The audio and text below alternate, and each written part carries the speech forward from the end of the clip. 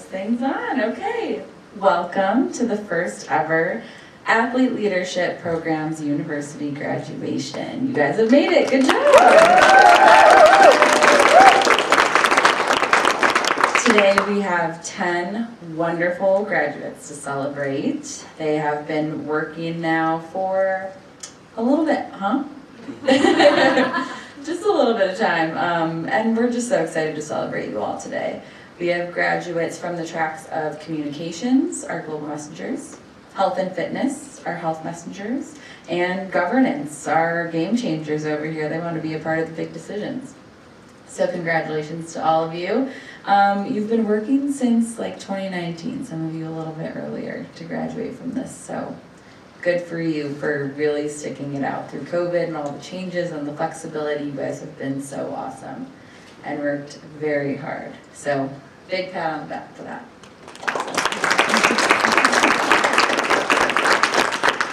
So all of you as audience members got the privilege of hearing about their projects and seeing how hard they've worked and how much passion they bring to Special Olympics and to future athletes. All of their projects, as you noticed, affect athlete leaders that will come after them. And they clearly don't work this hard just for themselves, but for the future of other athletes, for the future of the organization, and they really want to lead us as we go to change the world. So great job, guys. As we come up, our program will be quite short. Hopefully we can move it here. But you will get the opportunity to hear from every single graduate if they choose to speak. And this will be our program. So we have the Processional. I'm Stephanie Lockman. I'm the Athlete Leadership and Family Services Manager. And then we'll have a keynote message from Megan Scrumman as well as John Schuke. And then we will present the certificates and we'll have a nice sparkling apple cider toast afterwards. All right? Yes, very excited. You can clap for yourself. Okay. So without further ado, I'm going to go ahead and welcome Megan. Again, this is just a repetition of the things that we've already said, but please also silence your phones if you need to do that or haven't done it already. Okay. Here's Megan Scrumman, our President and CEO. Really quick. Somebody see my photo up there. Anyways, hi everybody. Thank you. I don't need to see them. Glad I'm staring at you guys and not my picture here. Move this. Hi, welcome, congratulations, class of 2022. Let's hear it for you. Also, don't step off the back of the stage here. So, first, can we give a huge round of applause for Stephanie? Athlete Leadership University and Athlete Leadership Programming in general. She works really, really hard alongside you and on your behalf. So, thank you so much, Stephanie.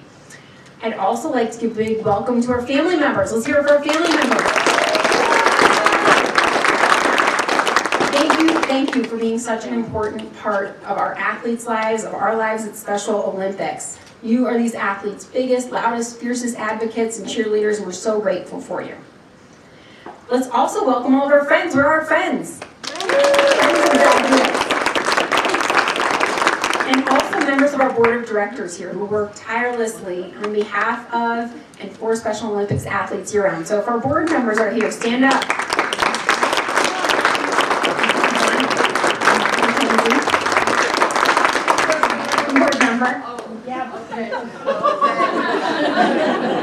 I love that 2 of our 3 board members represented today are athletes. That's a really important statement here. And then welcome and thank you to our mentors. We really appreciate all of the time and energy that you have dedicated. The role you've played has been instrumental in supporting these graduates. We were just talking about it in our communications class earlier. And I love this quote. A mentor is someone who does not walk ahead of you to show you how they did it. A mentor walks alongside you to show you what you can do. And I think our mentors have done just that. And then, of course, welcome and congratulations to our athletes and graduates. I'm so excited to be here And so if you feel like a big deal, you should feel like a big deal. Today is a big deal, you are a big deal, your accomplishment is a big deal. It does seem like just yesterday, although it was a very long time ago, that we started our ambassador program. Who's there for the ambassador program? And then had our first athlete leadership university over at Metro. So you guys have been our testers along the way, our first class.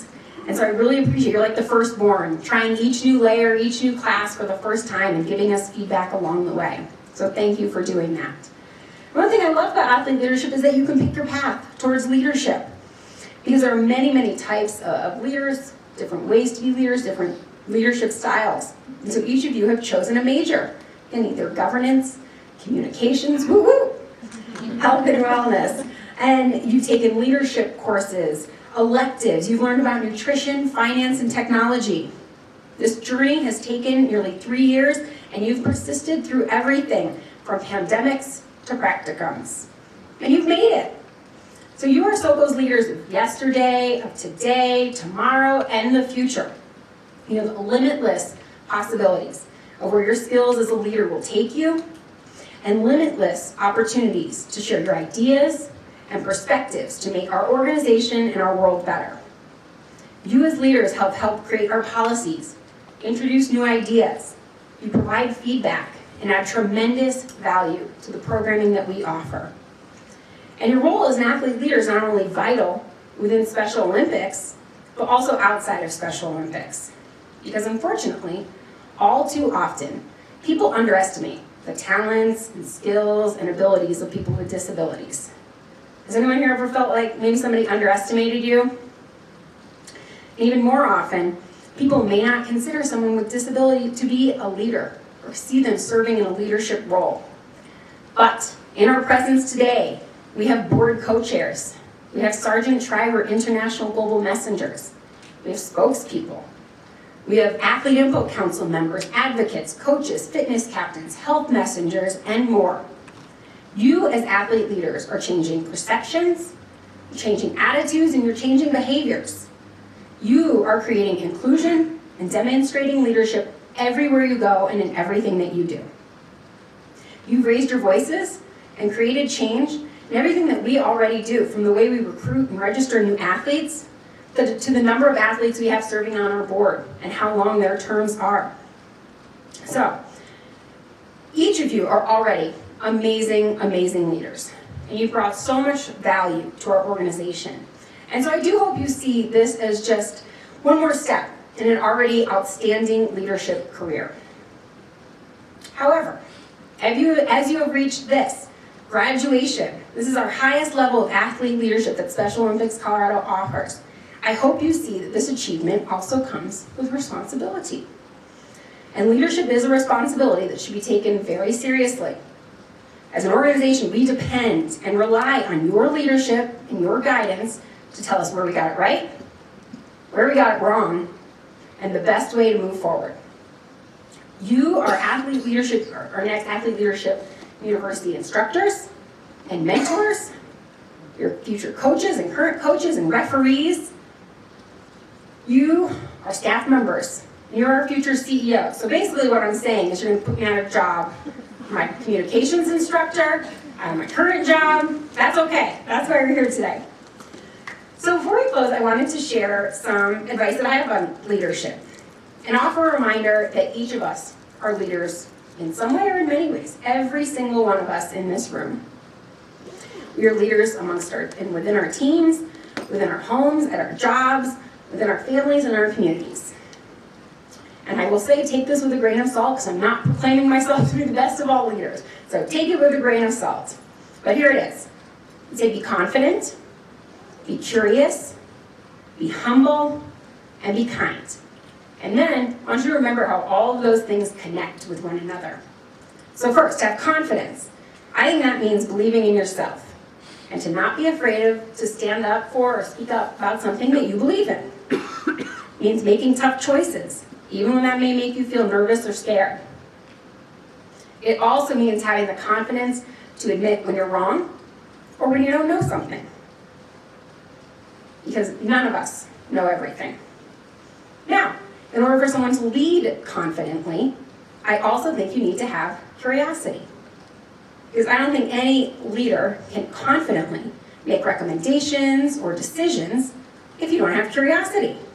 So that means to me asking a lot of questions from many different people, not just your friends, not just your teammates, but everyone. You as athlete leaders have so many opportunities to ask questions of your fellow athletes, coaches, and the SOCO staff. That's exactly what our athlete input councils are based on. Asking questions like, how's everything going? What can we do to make life better for you? Curiosity allows you to challenge thoughts such as, well, that's how we've always done it. And it leads to learning new things, trying new things, leads to creativity and innovation, which ultimately is what leads to change. Now, I don't think we can move forward as leaders without confidence and curiosity if you aren't humble. And so to me, being humble means you have to give credit to others. It means saying thank you. It means you don't see yourself as better than anyone else just because you're graduating from Athlete Leadership University. It means you start your sentences with words like we, you, and ours, rather than I, me, and mine. And being humble means you're humble enough to admit when you've made a mistake. Because if you haven't made mistakes, you either aren't fessing up to them, or you haven't tried enough new things, because we all make mistakes. It's great to make mistakes.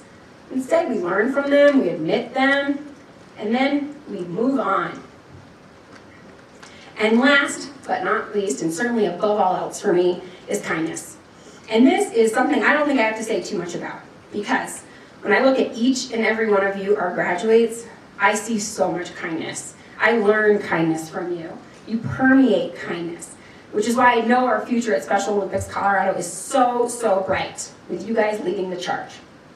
Now, in closing, I encourage each of you to either close your eyes or visualize somebody that you think is a great leader, someone who inspires you.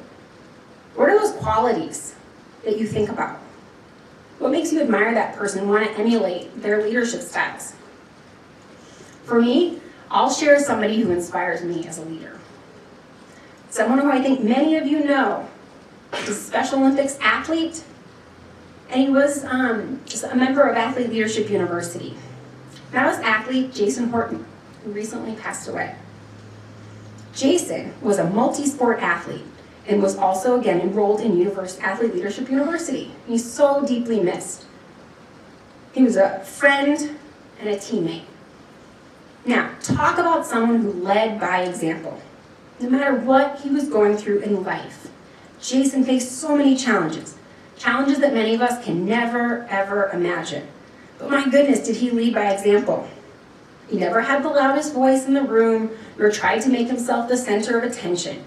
Instead, he showed strength and determination, even maybe when his body made him feel weak.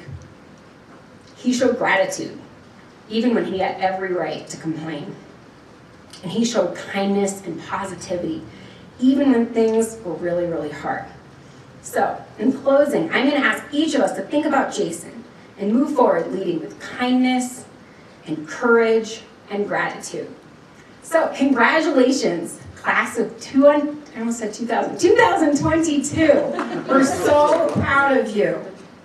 You've done an amazing job and are incredible examples of what athlete leaders should be at Special Olympics. So, with that, please help me introduce and welcome John Schuke, who is the co-chair of our board of directors.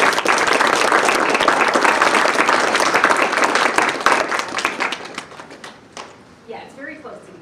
Don't fall. There you go.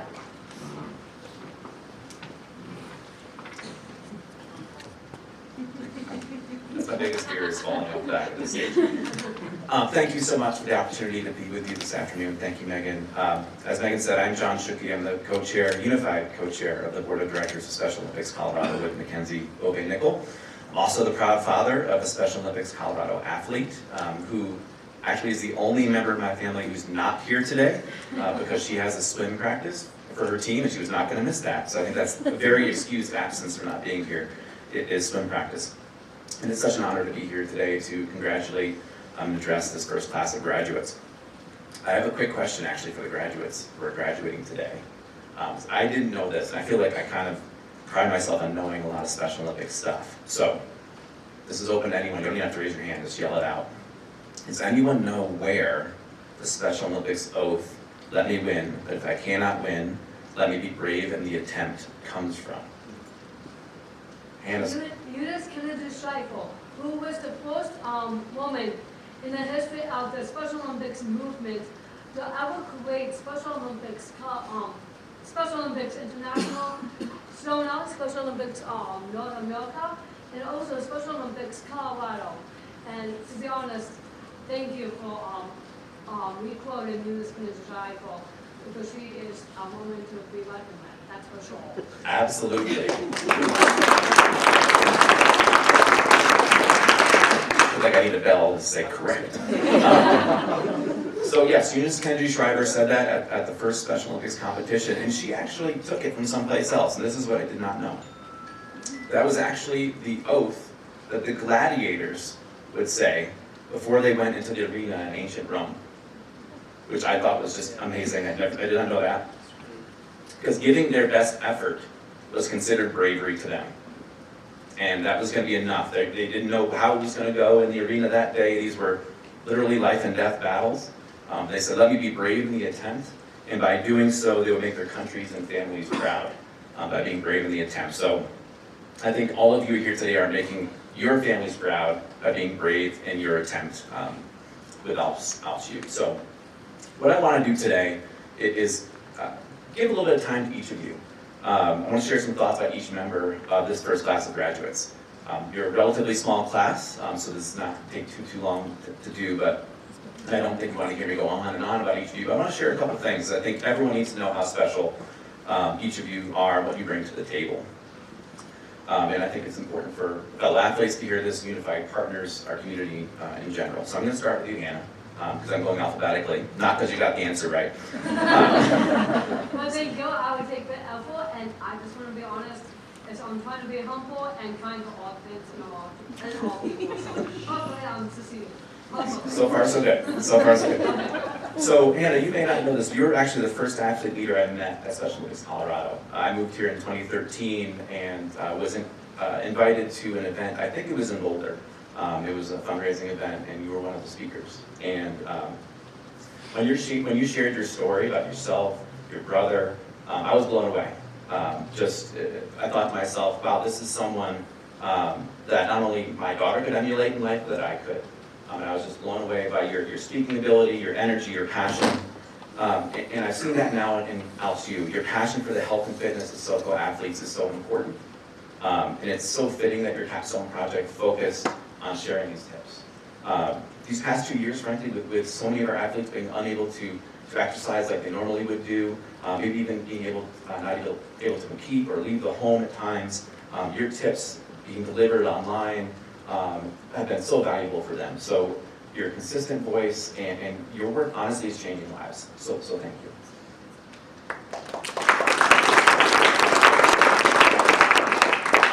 Next on the line, Mackenzie Bogay Nickel. Mackenzie, this one hits very close to home for me. No, I won't know. So one of the goals of the ALPSU program, and I looked up online, was to include athletes in positions of meaningful influence. I want to highlight that, meaningful influence and leadership throughout the organization to help determine policy and set direction. Mackenzie, you are the embodiment of that goal. I've been fortunate enough to witness this firsthand as your co-chair for the last 16 months. It's been just an amazing experience. It's funny, I remember talking with you about the idea of being unified co-chairs in like fall of 2020, I think it's been. And this is something that, honestly, this may not be known by all folks here. This is something that's never been done before. Any state, any country, any Special Olympics chapter in the world. And so we were like, yeah, let's do it. And we didn't even know each other that well at that point. We'd served on the board together, but we had not spent a lot of time together. But we committed to each other. You committed to me, I committed to you, to truly sharing responsibilities and our voices. And Mackenzie, I'm very proud of you as both a friend and a co-chair. You are a pioneer, and never forget that.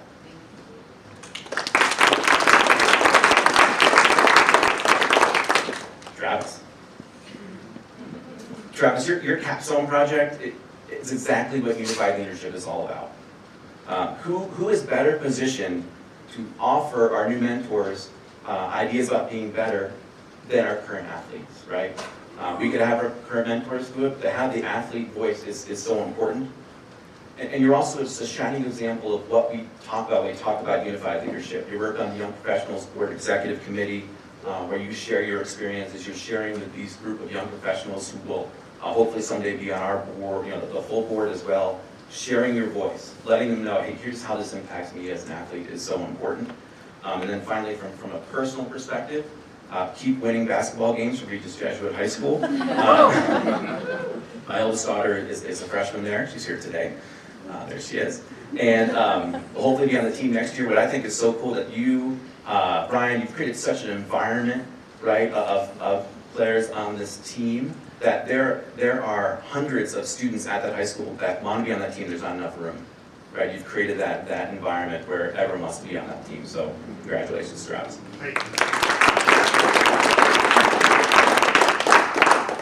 Tammy.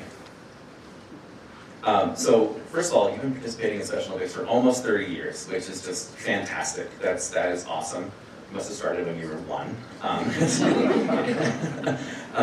But I love seeing your Capstone Project because you're providing a resource for athletes who are going to USA Games to help them get in shape. And to me, this kind of goes back to what Megan was saying. This is what leaders do. You've learned from your experience, right? You've taken all that you've learned. You had great both physical transformation, mental transformation. You learned from that experience. And what you did then is you said, you didn't stop, because you could have stopped. You said, no, I'm going to provide tools for other people, from my experience, that are going to follow me and they're going to be successful too. And that's what a leader does. You didn't stop, you just take care of yourself, you took care of other people. So please keep sharing all that you're learning with your fellow athletes. I know you will.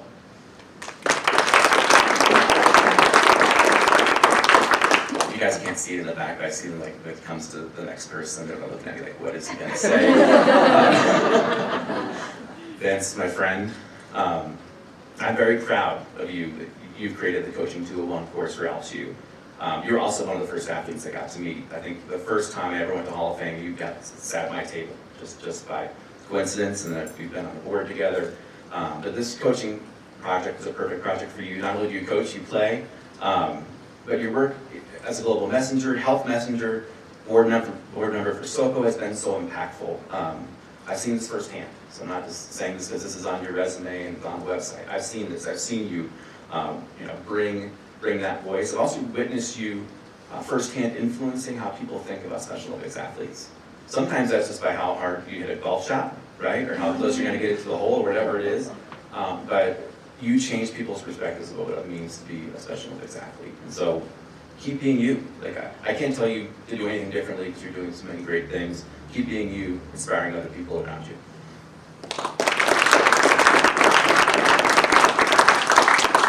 All right, Cody. The flying Spartan.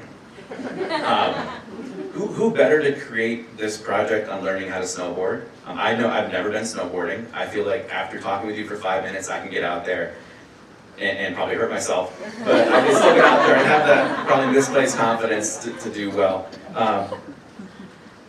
And it's hard to believe it's been 9 years since you won gold in South Korea, I believe it was. Right? Sorry, 3 golds? 3 golds. 3 golds. But I know that your video is going to share your enthusiasm, right? Everyone who knows Cody knows that enthusiasm, that passion for snowboarding with these athletes. But also what I think is I think more important, it's going to share your positivity. And frankly, Cody, when I think about you, you're widely known for your passion, right? And frankly, you're widely known for your voice or roar, if you want to put it that way, your volume. But to me, it's the positivity, right? That's always accompanied with that. That's your greatest leadership attribute, I think. So people feed off that energy, whether it's at the airport and you're doing your work with United or on the hill. So just keep passing it on to the next person. That's what makes you such an effective leader. Yes, sir, Spartan. James. So in preparing for today's event, I read your article on inclusive health from the Special Olympics Colorado website. And for those of you who haven't read this, go read it. Because all I could think about after I read this was, you are the man. Like, you are awesome. Like, this was fantastic. So for those who don't know, or didn't get a chance to look at the Capstone Project, Jimmy is a certified personal trainer. 250 question exam you have to pass for small to get this, and along with many, many courses that you had to do. You've created personal fitness videos for SoCo, helped create the Fit 5 program, which is all impressive. Right? That obviously way more than I've done when it comes to fitness. What struck me most in the article actually was your passion to be an advocate for yourself and be an active participant in your health decisions. That is so important, not just be a bystander. That is what struck me. So as I mentioned, my daughter, Nadia, who's at her swimming practice, she's 10 years old, she has Down syndrome. She will be going through we have been through some of the same conversations you described, where people are addressing me and not her, and the fact that you're standing up for yourself. It just was an amazing article, so well written, such a great story. So I appreciate, frankly, the groundwork that you are doing now to make sure that all health professionals understand what inclusive health is all about. So thank you for doing that. It's going to make my life easier, make Nadia's life easier, and that's leadership. So thank you, James. All right, crossing the aisle here. Chris, so another World Games gold medalist, I believe. So not to let, Cody's going to get too big. We've got multiple gold medalists in the room, I'm sure. And Chris, you remember we shared a table. I put that in air quotes because it was the 2020 Special Olympics Hall of Fame lunch, which was the only Hall of Fame lunch we had to have virtually, hopefully the only one we ever have to have virtually, and we made the best of it. But the one positive of that for me, I'm originally from New England, and my family's all pretty much still out on the East Coast. But it was the one time my parents could come. I had college friends who made it to the Hall of Fame lunch, and they were able to attend, which was fantastic. And I would talk to my parents like I normally would, or talk to my friends, and the first thing anyone brought up was, wow, Chris was awesome. Like that was the best part, was just that he was at our table before the actual program started. We could just talk with him and just converse and learn about all the amazing stuff you were doing. The enthusiasm really was what they said. This guy's like, he was just so enthusiastic about Special Olympics, and that left the biggest mark on them from the event. And I know you brought that same enthusiasm to the Health and Fitness 201 course here at LSU.